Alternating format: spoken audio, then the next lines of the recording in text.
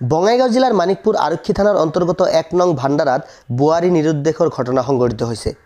১ নং ভাণ্ডাৰাৰ নিবাসী মফিদুল আলীৰ পত্নী যোৱাকালি নিশা চেহিৰি খোৱাৰ পিছৰে পৰাই নিৰুদ্দেশ হৈ আছে। বহু ঠাইত বিচাৰ খোচাৰ কৰিছে যদিও এতিয়ালৈকে কোনো সম্ভেদ পোৱা নাই। ঘটনা সন্দৰ্ভত গেৰুকাবাৰী তহলদাৰী আৰক্ষী নিৰীক্ষণ চকীত এজাহাৰ দাখিল কৰিছে পৰিয়ালৰ লোকে। বোৱাৰী নিৰুদ্দেশ হোৱাত কান্দোনত ভাঙি পৰে পৰিয়ালৰ লোক।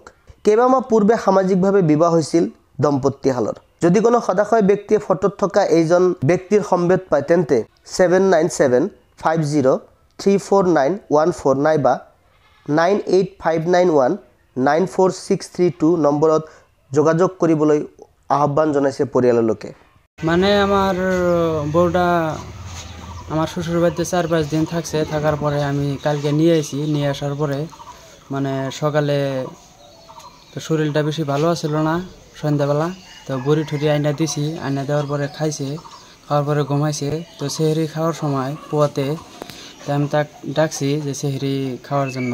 তাই কইছে যে না আমার শরীর ভালো না, আমি রোজা রাখতে পারবো না। পরে আমি ঠিক আছে, তাই আমি খাইছি। খাই দেয় আসে হেরা আর কি আমি দরজা দেওয়া নিছি। তারপরে উনি কয় যে দরজা দিও না, আমি ঘরে অল্প কাজ করবো।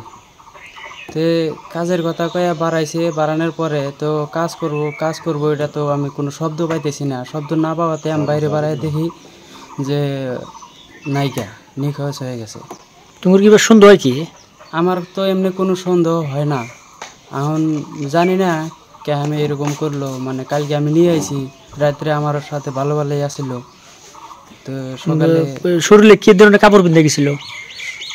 মানে কালা চেক অ্যাকচুয়ালি কালা, আর উড়না ছিল ইয়েলো কালার।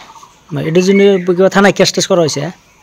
আমি কুয়াতে আমি এজাহার জানাইছি। তখন আসামবাসীর মানুষ আর পুলিশে কি করছে?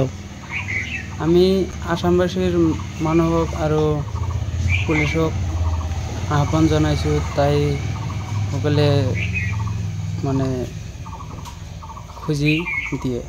মানে মই টোপনিতে আছোঁ। টোপনি থাকোঁতে মোৰ ল'ৰাটো চিলিয়াই উঠছে।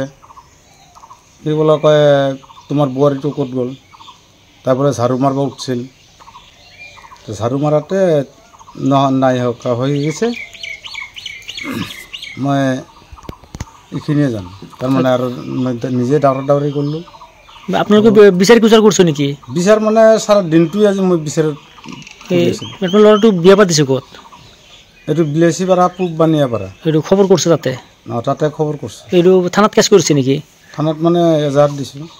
এতিয়ালৈকে কোনো খবৰ কৰা নাই? নাই, এতিয়ালৈকে কোনো খবৰ মই পোৱা নাই। এতিয়া কি বিচাৰে আপোনালোকে? অসমবাসী ৰাইজক মই অনুৰোধ এটাই জনাইছোঁ, যাতে এই স্ক্ৰীণত দেওয়া পিকচাৰটো দেখি যাতে মোৰ বোৱাৰীটোক মোক উলিয়াই দিয়ে। মোৰ ৰিয়া খা